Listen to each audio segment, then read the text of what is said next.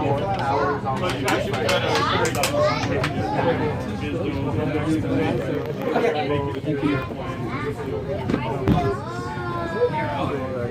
Come on, kids.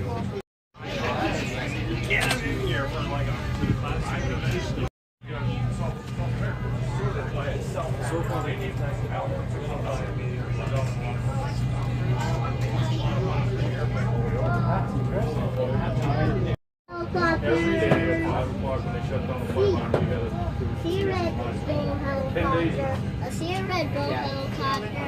Not red, it's Red Bull.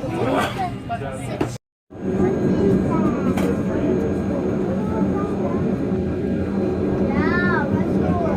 Guys, are you gonna go in there? How's it going? Wow. Oh, there's so much controls. Wow. I never thought they're gonna be here. Yeah. Pretty busy up here. How do you like navigate all the controls when you fly?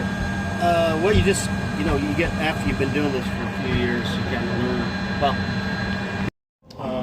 so we have a whole surgery suite set up for them. So, but we'll bring them back in a later day of the week, so that we only do about 7 or 8 surgeries a day. So the surgeries are on the airport of the city that you are, or it's on the air? No, on the ground. No.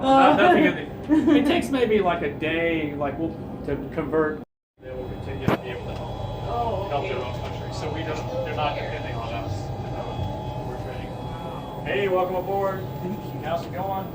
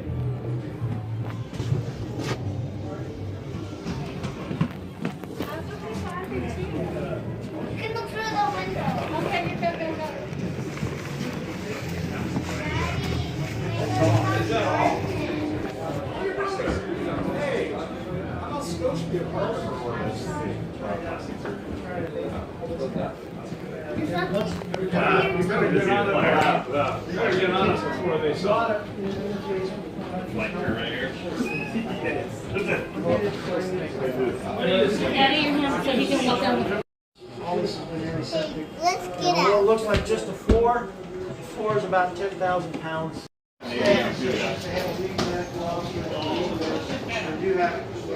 Oh, I think I got 250, brand new. Let me check what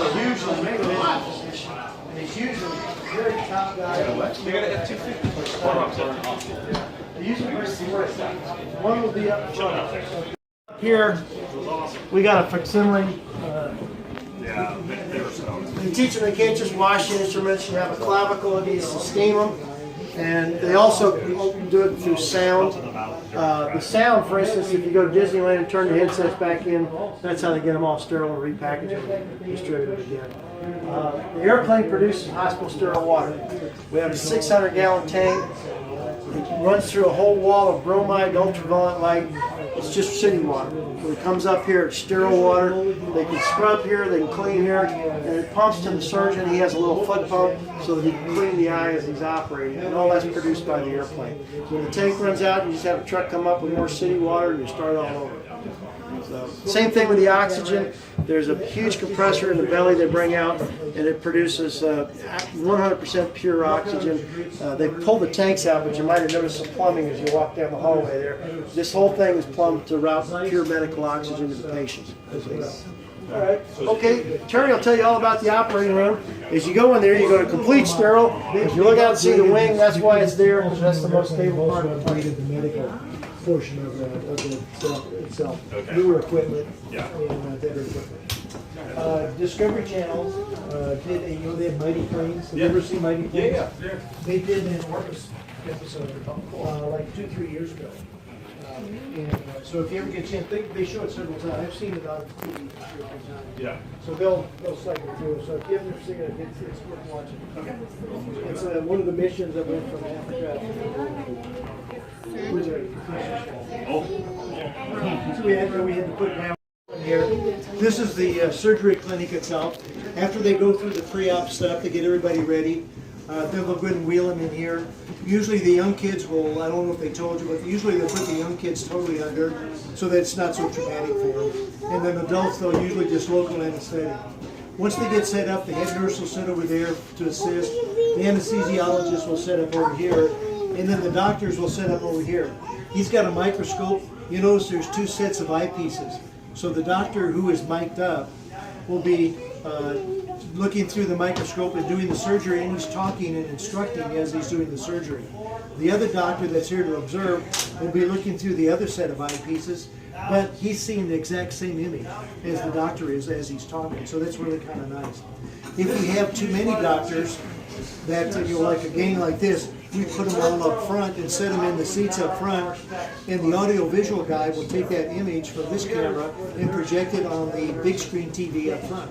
Now they have a microphone, so if a guy has any questions, he can talk to the doctor directly during the surgery, ask questions, and make it a really good learning experience for both the guys sitting here and anybody that's sitting up there.